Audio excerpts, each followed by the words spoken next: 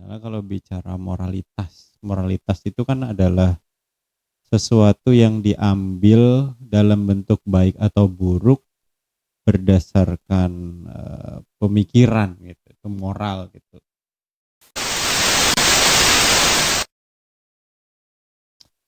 Oke, Assalamualaikum warahmatullahi wabarakatuh. Waalaikumsalam warahmatullahi wabarakatuh. Halo semuanya, selamat datang di podcast Ruang 53 Inspirasi Berkemajuan. Mantap. Alhamdulillah. Ya, kali ini kita akan membahas tema-tema yang sangat penting dan relevan. Dan terutama pertama perkenalkan dulu, nama saya ini Muhammad Fauzi atau yang biasa dipanggil Bang Fauzi, yang dalam hal ini sebagai moderator atau host ya. Jadi ini sekaligus launching podcast perdana yang alhamdulillah malam hari ini kita akan coba berdiskusi, ngobrol-ngobrol bersama seorang tokoh pemuda ya di Kukusan khususnya, dan sangat menginspirasi dalam hal-hal yang sifatnya berkemajuan. Yang alhamdulillah malam hari ini di tengah-tengah kita sudah ada Bang Dani Yanuar Eka Putra SEAKMA. Ya, selamat malam Bang. Ya, Sehat, alhamdulillah ya. Alhamdulillah. Insyaallah malam hari ini Sehat. kita akan coba bahas tema-tema yang sangat penting dan relevan. Ya, di antaranya mungkin kita coba ambil temanya berkaitan dengan ancaman moralitas generasi muda di tengah era digital dan globalisasi. Berat banget itu Berat temanya, banget Bang. ya. Kan main. Ngobrolin moral. Moral. Berat bos, Apalagi berat bos. Kemarin kan Bang Putra habis ngerilis apa namanya itu di tulisan ya, Iya. bagaimana kosan-kosan di Kukusan, bagaimana itu bagian sebenarnya Iya. salah satu yang bisa kita bahas juga tuh Bang, kita kaji, kita bedah dari apa yang Bang Putra tulis itu. Jadi ya langsung saja mungkin beberapa pertanyaan yang bisa kita coba diskusikan. Jadi menurut Bang Putra sendiri nih, bagaimana melihat perubahan moralitas generasi muda saat ini dibandingkan dengan generasi-generasi sebelumnya nih? Kalau mungkin generasi X, generasi Z tahun 80, 90 dengan generasi milenial, alpha, dari sisi moralitas perubahannya bagaimana Bang? Baik, bismillahirrahmanirrahim. Kalau bicara moral, bicara etika, bicara akhlak, bicara adab gitu kan, norma, itu kan beberapa hal yang memiliki definisi berbeda, tapi secara substansi adalah sesuatu hal yang sama sebetulnya. Misalnya kalau bicara moralitas itu kan adalah sesuatu yang diambil dalam bentuk baik atau buruk berdasarkan pemikiran gitu, itu moral gitu. Kalau etika berdasarkan pemikiran juga, tapi bicaranya tentang apa yang harus dilakukan dan apa yang tidak dilakukan. Kalau norma itu lebih bersifat kesepakatan masyarakat, norma adat istiadat begitu ya. Yang sebenarnya kalau bicara sejak masa lalu ya udah ada itu, dan kita sudah paham bahwa mana yang harus dilakukan, mana yang tidak harus dilakukan, mana yang boleh, mana yang tidak. Hanya saja mungkin terjadi perubahan-perubahan itu maksudnya apa sih? Perubahan-perubahan dalam bentuk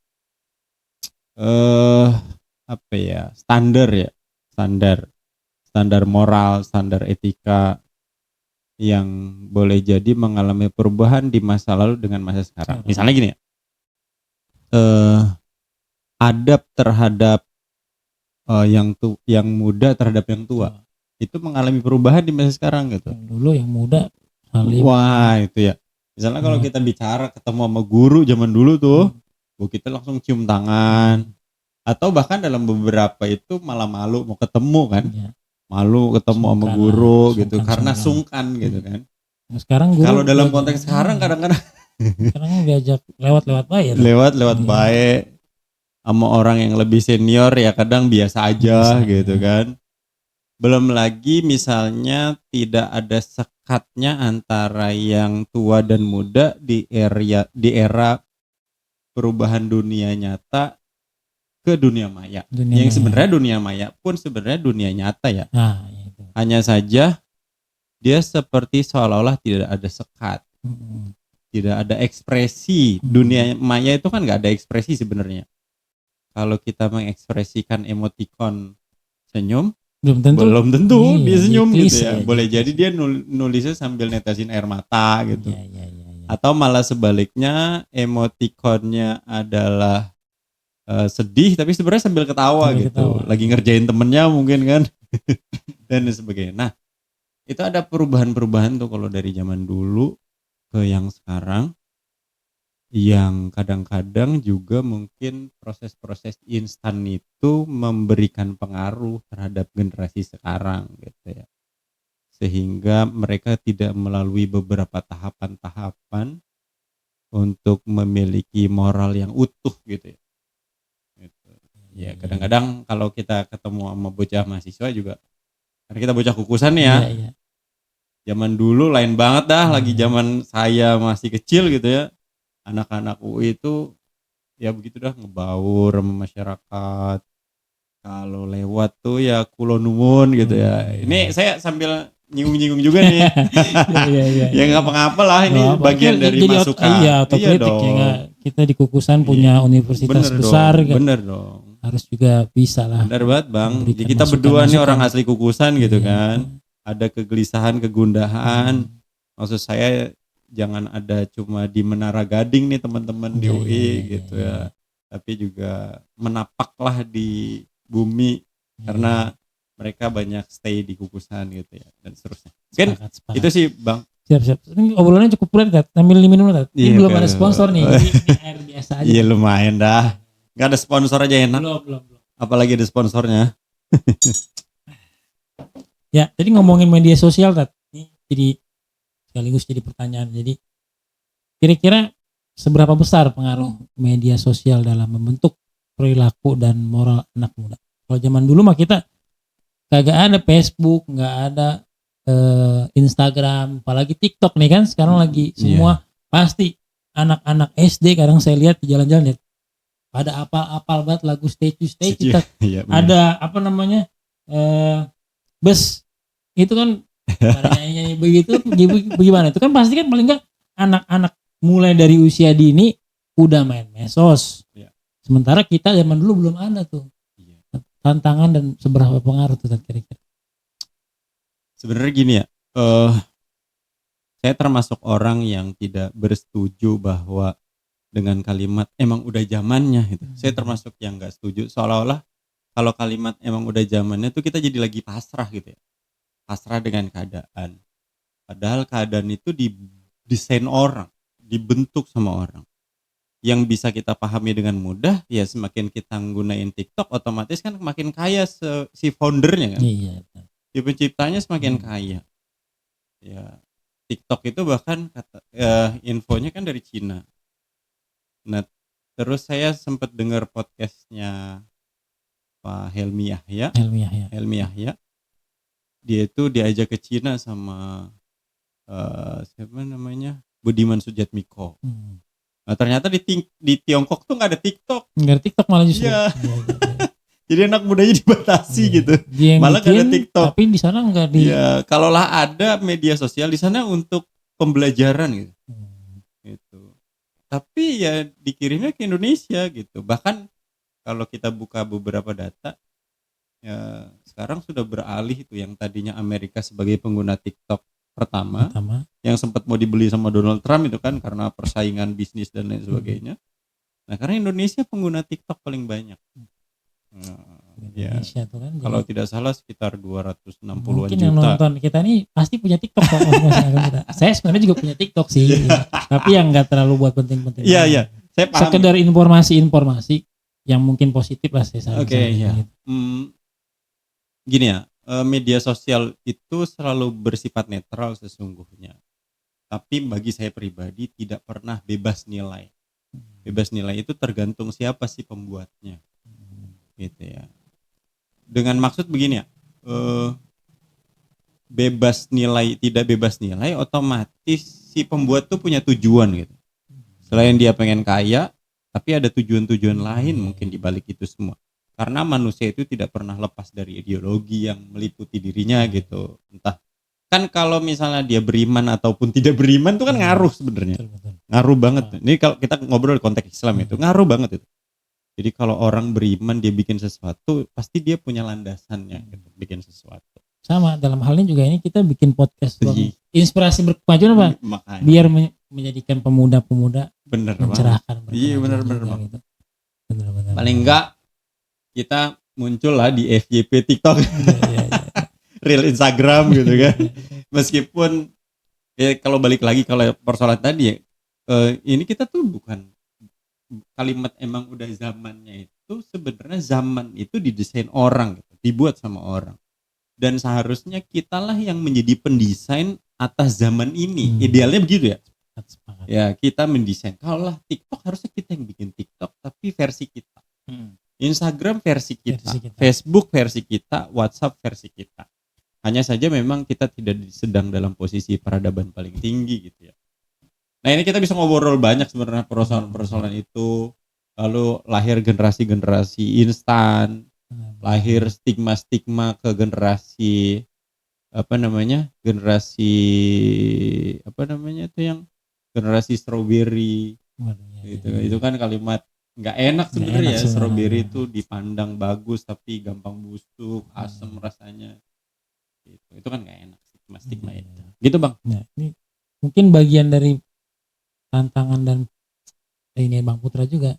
Bagaimana kalau dulu Bang Putra kan masih anak muda ya kan, sekarang udah punya keluarga.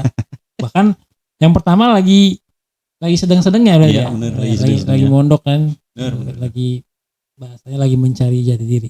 Nih jadi pertanyaan juga jadi bagaimana peran Bang Putra nih dalam keluarga dan dalam menjaga moralitas anak-anak di tengah derasnya arus digital dan globalisasi. Bang Putra termasuk yang ke anak-anak sendiri boleh nggak main gadget, boleh nggak main media sosial, nah itu bagaimana tuh? Oke. Kalau bicara boleh ya. Tapi bukan berarti tanpa batas. Misalnya kalau anak saya yang masih bukan TK, yang kelas 1, kelas 4 itu main gadget sehari itu 20 menit dikali 2. Jadi 20 menit ya ekstra interaksi sama gadget. Kadang-kadang kita juga bantu ngawasin apa yang mereka akses gitu ya. Dan dia nggak punya akun sendiri, masih pakai akun saya, termasuk nonton YouTube segala macam. Nanti dari 20 menit selesai, dia harus istirahat sejam. Setelah itu baru boleh lagi 20 menit gitu. Sementara kalau yang paling gede di pesantren, ya dia megang handphone ya kalau pas lagi liburan dan boleh megang handphone. Selama di pondok nggak megang pisan. Pasti nggak bisa, pasti nggak boleh pasti. Nih kebetulan sekarang ini lagi pulang nih. Lagi pulang libur nih agak banyak. Ya tetap aja harus dikendalikan. Walaupun kita anggap dia sudah balik dewasa, tapi kan proses menjadi dewasa yang benar-benar dewasa, lalu kemudian bisa memilah ini baik ini buruk, ini pantas nggak pantas, itu kan proses juga. Bahkan termasuk orang tuanya juga, kita berusaha juga sebenarnya nggak. Saya tidak dalam posisi yang sangat ideal sebetulnya menjadi orang tua gitu ya. Karena berproses juga dan jujur saja sebetulnya teknologi itu satu sisi banyak membantu, tapi di sisi yang lain dia kan berkompetisi dengan hal-hal yang buruk juga gitu. Sangat saya. Begitu ya kalau soal keluarga lah. Ya itu bagian dari tips ya dan trik dari Bang Putra. Karena saya melihat sosok Bang Putra sebagai anak ya. Itu jadi anak yang benar-benar teladan lah, soleh gitu. Tapi mungkin kalau dari sisi orang tua kan nggak tahu, mungkin perlu proses juga bagaimanapun. Benar. Apalagi kalau dulu Bang Putra kan setahu saya dari muda udah mondok jauh dari keluarga kan begitu. Sekarang berarti anak model-modelnya begitu juga tuh, mau diterapin. Sekalipun mungkin niatnya baik juga kan, biar menuntut ilmu. Tapi tetap begitu di rumah interaksi harus lebih erat, lebih banyak. Ya, jadi termasuk itu ya kalau dalam keluarga idealnya kan kalau sampai di rumah itu kita lebih banyak interaksi sama anak-anak, sama istri gitu kan. Bukan kemudian udah sampai di rumah masih interaksi sama gadgetnya lebih banyak gitu kan. Lalu kemudian dunianya tidak lagi di rumah tapi dunia di tempat lain gitu. Jadi jasadnya di rumah tapi pikiran kemana-mana gitu. Ya. Bahkan sering kali ya. Dan memang juga karena anak itu sudah mulai akses ya, sehingga yang kita tidak akses mereka kan mengakses, yang boleh jadi mereka muncul statement-statement, ungkapan-ungkapan yang apa sih itu sebenarnya gitu kan. Statue itu kan kita nggak nonton nih statue apa lagi gitu. Terus kemudian anak saya tuh menyampaikan itu, maka kan perlu kita telaah tuh apa sih yang dimaksud dengan itu, lalu punya implikasi nggak terhadap psikologis, konsentrasi, segala macam gitu ya. Jadi bukan sama sekali nggak boleh ya, tetap boleh, tapi di saat yang sama harus ada kendali, dan kendali utamanya itu adalah soal keislaman ya. Misalnya dia harus tetap peduli terhadap sholat 5 waktu gitu ya. Jangan sampai nggak peduli terhadap soal itu.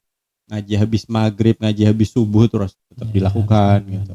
Ya itu mungkin bagian dari proses-proses pendidikan di masa lalu, dan itu nggak boleh putus yang begitunya gitu. Nah ini ngomongin pendidikan, berarti kira-kira sekolah dan institusi pendidikan sudah cukup efektif belum kira-kira mengajarkan nilai-nilai moral di era sekarang gitu? Menurut saya belum efektif. Butuh kesungguhan, butuh effort lebih besar lagi. Bisa saja saya menyebut ada sisi kesuksesan dan kegagalan. Kalau kita bicara secara keseluruhan ya, misalnya orang-orang yang sedang menjabat punya kesempatan untuk korupsi, ya gitu kan? Itu kan bukan orang-orang bodoh loh orang Indonesia. Orang Indonesia itu pintar-pintar gitu. Tapi bagi saya pribadi kayaknya ada yang putus deh di persoalan pendidikan akhlak, moral, adab, etika ketika mereka ada di level pendidikan dasar. Bahkan kurang dari itu di level TK lah gitu. Gitu. Kalau kita misalnya bicara negara-negara yang nol korupsi gitu kan. Itu tadi sempat ngobrol tuh soal Jerman gitu ya. Kemudian Finlandia, Jepang gitu kan. Mereka kan negara-negara yang memang pendidikan dasar awal itu adalah tentang adab, etika, akhlak, soal empati, tertib, ya disiplin, jujur itu kan diajarin banget tuh di situ tuh. Di dasar banget. Pendidikan dasar. Iya. Jadi kepedulian terhadap lingkungan gitu kan. Sehingga ketika mereka masuk pada level kelas-kelas yang lebih tinggi, itu sudah tertanam gitu. Masalahnya saya mendapati tuh di sekitaran kita ada banyak yang kemudian masih kecil udah berani bohong, berani dusta. Ya maksudnya masih kecil itu ya, padahal di sekolah kan diajarin gak boleh bohong, gak boleh dusta. Ya mungkin diajarkan tapi hanya masuk pada aspek pengetahuan gitu. Bohong tuh gak boleh gitu. Tapi tidak dalam bentuk praktek gitu. Tidak dalam bentuk.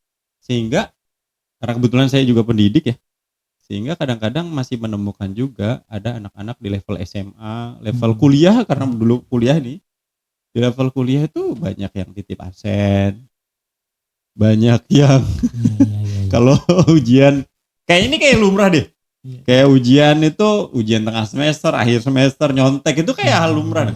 Apalagi sekarang udah ditambah AI dan segala macam. Kalau dulu saya ingat saya ujian besok Tat. Seminggu nggak boleh main saya. Suruh belajar bener. Suruh belajar. Ya? Belajar. Jadi saya termasuk yang merasakan kalau pendidikan zaman dahulu begitu ya. Termasuk yang kalau sekarang mungkin sistem kebut semalam lah. Bahasanya SKS tuh. Besok ujian belajar malam nih.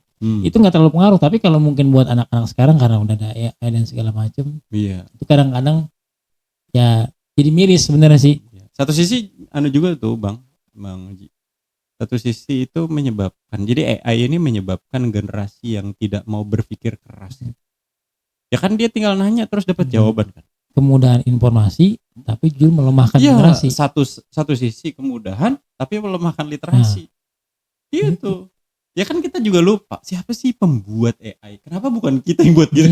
Kita kalau balik lagi itu ya. Maksudnya kalau dalam konteks Islam sekali lagi harusnya yang disebut sebagai umat terbaik itu kita, bukan orang lain gitu. Begitu. Kalau saya berpandangan kayak gitu. Iya. Gitu sih Bang. Jadi kira-kira ini apa kita perlu membatasi penggunaan teknologi digital pada generasi muda? Jika iya, bagaimana cara tanpa menghambat kemajuan? Kan satu sisi teknologi kemajuan nih, tapi kalau terlalu bablas, nah, ya pada akhirnya gini kan, pada akhirnya memang harus tetap dibatasi ya, karena efek-efek apa ya, ngelihat screen terlalu lama itu kan juga dampak kesehatan, baik kesehatan fisik, kesehatan psikologis, termasuk kemampuan konsentrasi dan lain sebagainya, itu kan ngaruh banget gitu. benar. Terus di saat yang sama teknologi ini, sekali lagi saya kembali lagi pada pernyataan di depan ya, teknologi adalah satu kemajuan, tapi kemajuan macam apa yang pengen kita, apa ya istilahnya, pengen kita gunakan, lalu perlu ada definisi ulang yang disebut maju itu kayak apa gitu. Iya. Saya sampai kepikiran begitu loh. Jangan-jangan apa yang disebut maju kita itu didefinisikan oleh orang lain gitu. Mundur malah. Iya. Jadi disebut maju itu orang lain yang bikin, bukan kita yang bikin. Ya, kalau kita serius misalnya kalau bicara tentang Islam, udah ada loh bicara teknologi di masa lalu tuh para ilmuwan-ilmuwan muslim. Hanya saja memang peradaban kita kan lagi di bawah. Terus kita ngerasa lebih maju tuh barat gitu. Sehingga kiblat kita di barat, udah mulai bergeser nih ke Tiongkok gitu. Ya karena posisi kita sedang inferior gitu, tidak superior gitu. Jadi di bawah. Ya mungkin pernah saya ngomong ya sama Bang Oji, mungkin sama teman-teman yang lain. Sebenarnya kita tuh nggak kalah gitu. Hanya saja mungkin infrastruktur, kesungguhan orang-orang Islam ini yang kemudian punya kesadaran secara kolektif untuk maju dengan konsepnya sendiri gitu ya. Ya saya pernah sekelas sama teman-teman dari Korea Selatan misalnya. Nggak kalah kita kok. Dia kalau bikin makalah juga kayaknya rumahnya bagusan saya gitu. Bukan mau nyombong ini. Ya kan istilah gini ya. Korea dengan Samsungnya, Hyundai gitu kan keren gitu kan. Ternyata pernah lu sekelas sama anak Korea, tapi ya sebenarnya ya kalau pas pembelajaran biasa aja. Biasa. Ini kebetulan perlu peran dari support pemerintah dan sebagainya. Itu dia yang saya maksud Bang. Jadi ada infrastruktur, jadi ada pendukung, ya infrastruktur yang dibangun oleh pemerintah, peduli terhadap ilmu pengetahuan gitu kan. Itu aja sebenarnya. Gitu, menurut saya ya, bahkan harusnya kita mendesain bagaimana sih yang disebut. Jadi kan teknologi fungsinya membantu. Ya sebenarnya. Dia membantu kemudahan. Tapi bukan berarti akhirnya jadi dengan teknologi berlepas tangan. Bahkan seolah-olah teknologi lah yang menentukan hidup kita gitu loh. Kalau nggak ada internet, nggak bisa hidup. Iya. Kalau nggak ada handphone, waduh, gua nggak bisa apa-apa. Itu kan kejadian kayak sekarang kan. Ada orang lebih panik kehilangan handphone daripada dia kehilangan anak gitu kan. Lebih panik kehilangan handphone daripada kehilangan anak. Sampai ada statement ungkapan itu, alah kalau anak ntar juga pulang gitu kan. Itu kan kalimat gak enak gitu. Iya. Kalau ntar juga pulang gitu. Iya, apalagi udah level SMA gitu kan, kuliah nggak dicariin. Tapi kalau gadget ngalang kabut ya. Nih, nggak update jadi. Aduh kacau juga itu kita. Jadi seolah-olah kita memang didesain orang gitu. Jadi lingkungan juga tapi berpengaruh berarti kan? Ngaruh banget. Ya, kayak gitu. Kalau kita di lingkungan yang komunitas sosial, banyak bergerak, maksudnya dalam arti melihat kondisi-kondisinya remajanya penuh dengan misalnya banyak membantu. Ya tadi lingkungan tuh membersihkan kali-kali. Benar. Kita Pandawara ya kalau di Bandung tuh. Itu luar biasa termasuk gerakan yang harusnya kayak gitu Bang. Jadi kalau ada teknologi misalnya pakai AI sedemikian rupa itu ya, maka AI itu kemajuan teknologi itu digunakan untuk itu harusnya. Jadi ketika manusia itu banyak terbatas, termasuk terbatas kesadarannya, berarti teknologi lah yang membantu misalnya peduli terhadap lingkungan, ngebantuin bagaimana distribusi kesejahteraan ke masyarakat yang paling bawah tuh gitu-gitunya tuh loh. Bukan hanya sekedar pemanfaatan media sosial ya, tapi yang begitu-gitunya itu yang harus diperbanyak gitu. Ya kalimat membantu itu gitu. Jadi ketika manusia terbatas, dibantu sama teknologi. Ternyata teknologi memudahkan agar kemudian sampah-sampah makin banyak. Begitu. Tapi kalau teknologi yang bikin padi maju gimana tuh Bang? intermezzo ya. Intermezzo. Kan ada tuh kan dulu saya bilangnya nandur kan. Tanam padi mundur. Teknologi sekarang bikin nanam padi maju. Ya, ya kalau itu sih secara prinsip sebenarnya setuju-setuju aja ya. Iya. Bahkan mungkin dikendalikan tidak di area persawahan mungkin bisa dengan teknologi ya. Ketika Hidroponik, teknologi lain-lain. ya teknologi itu sudah sedemikian rupa gitu kan. Ya selain hidroponik mungkin saja yang nanam padi di area persawahan ya udah robot-robot AI kan, gitu kan. Robot-robot yang dikendalikan dengan kecerdasan, ya kecerdasannya tetap kecerdasan buatan ya. Ya sekali lagi mungkin robotnya tidak dengan perasaan nanam. Mungkin saja juga, mungkin ya kan kalau makhluk hidup itu ketika berinteraksi itu kan ada apa namanya, ada sentuhan emosional misalnya. Kalau misalnya petani nanam dengan menggunakan tangannya, itu mungkin saja beras yang dihasilkan berbeda dengan yang ditanam sama robot misalnya gitu kan. Karena robot nggak punya perasaan. Termasuk AI kan nggak punya perasaan. DeepSeek kita nanya ChatGPT, kita nanya Meta. Ya dia jawab aja tapi dia nggak punya perasaan gitu.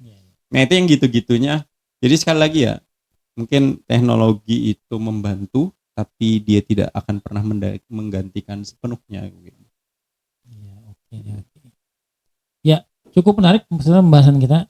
Agak berat tapi yang nggak apa-apa lah, ini bagian dari apa namanya diskusi kita untuk awalan. Oke. Nanti mungkin next kita akan coba panggil tokoh-tokoh lainnya yang menginspirasi dalam hal kemajuan. Dalam hal ini mungkin Bang Putra selaku aktivis pegiat ya, bagaimana dalam peran pemuda di era digitalisasi ini, yang ya mudah-mudahan sih generasi harapan kita semua ya, generasi muda ini di tengah era digital tetap bisa membentengi diri ya, menjadikan karakter yang beriman, berakhlakul karimah sebagai landasan pokok-pokok yang sehari-hari harus kita lakukan gitu. Gak cuma sekedar teks aja, secara tekstual, tapi secara implementasi ya memang harus menjadi generasi yang berakhlakul karimah. Ya mungkin boleh terakhir nih Bang.